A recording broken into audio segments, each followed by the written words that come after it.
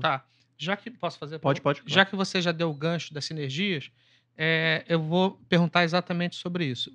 Vocês anunciaram lá na apresentação corporativa uma sinergia esperada de 1,2 bi.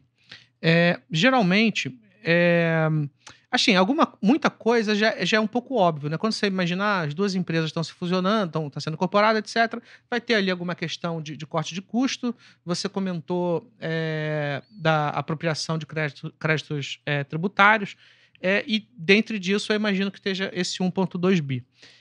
Pois bem, o que que o que que o investidor dessa nova empresa pode esperar para além disso? Eu lembro que no conference call que você fez com os analistas institucionais, você comenta a ideia de melhoria de parques da ES Brasil.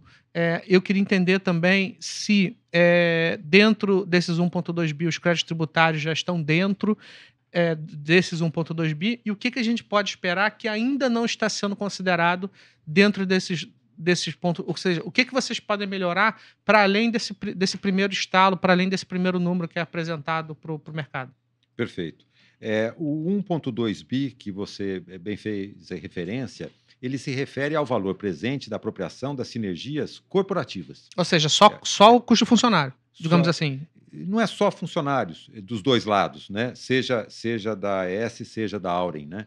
Mas envolve, por exemplo, contratos de serviços que podem ser otimizados, contratação de materiais que certamente serão otimizados à medida em que a gente opere mesmo os clusters de geração. A gente tem parques próximos, né? Em mesmas Uhum. regiões, né? Você tem vários ganhos em materiais, serviços, além de pessoas, nessa sinergia. Mas, basicamente, é a sinergia corporativa dessa operação, né? Onde a gente passou uma primeira sensibilidade, e o que não significa dizer que não dê para fazer melhor do que isso, de economias de algo próximo de 125 milhões de reais ano, né? Me refiro a essa primeira etapa das sinergias, que são as sinergias corporativas, né?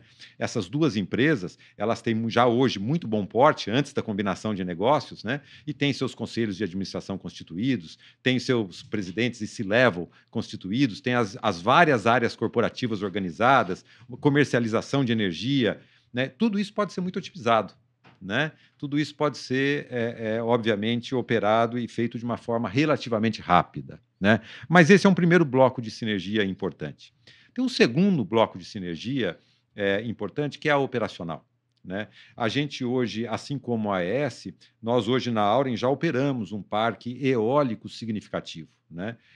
Dentro do eólico, e a gente também articulou isso naquele momento, Vitor, você vai lembrar do anúncio da transação, a continuidade, levarmos a cabo a continuidade de um trabalho que a AES já começou, a bem da verdade, a gente quer acelerar, de ganhos de disponibilidade dos ativos, sobretudo eólicos, né? Uhum. Quando você compara a disponibilidade dos ativos, eu já estou ponderando pela capacidade, pela garantia física de cada projeto, né? Mas quando você compara disponibilidade, o portfólio da AES hoje tem hoje me refiro aos números de 23 públicos, Uhum. eles têm uma disponibilidade média na casa de 88,5% de disponibilidade. O que é a disponibilidade, né? Das 24 horas do dia, dos 365 dias de um ano, é o percentual de horas em que aquele parque ficou disponível para a geração, né?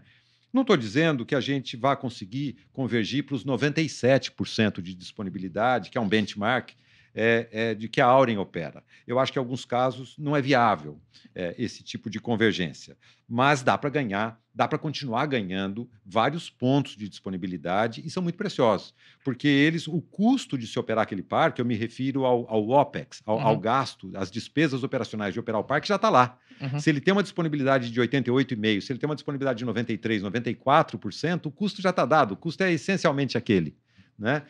Você agrega receita numa mesma base de Gera mais custo. valor, né? É margem, É margem na veia. uma sinergia, entre aspas, de receita. Eu sei que Aham. isso não existe, mas eu estou É, inventando aqui uma expressão. você otimizar a receita daqueles parques dado um mesmo custo, né? Isso no dia 1, pós-close, estará uma equipe em cooperação com a equipe da AES, que já existe, para a gente ter uma agenda muito focada nesse ganho e que o mercado acompanhe trimestralmente a nossa evolução também nesse quesito, né?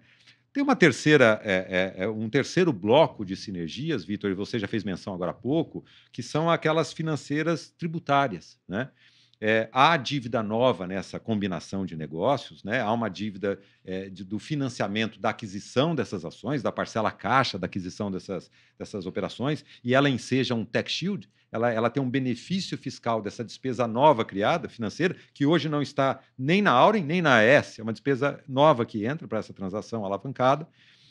Assim como a otimização do tax shield, do benefício de despesas financeiras que já existem hoje, mas que podem ser otimizados à medida que os negócios se combinem, à medida que os negócios se juntem, né? Para cada uma dessas sinergias, há um plano de negócio já traçado, há pontos focais de pessoas responsáveis, aqui e na parte da ES, que engajaremos em breve, né? E um tempo de execução, né? E é importante que o mercado, através de iniciativas como a de vocês, identifique esses ganhos potenciais, monitore e nos cobre trimestralmente a evolução deles. Tá, então só para entender aqui para o público que está em casa, existe essa sinergia anunciada de 1,2 bi que está relacionado muito Ao corporativo, ou seja, a gente está falando de de crédito fiscal que não está considerado dentro desse 1,2 bi.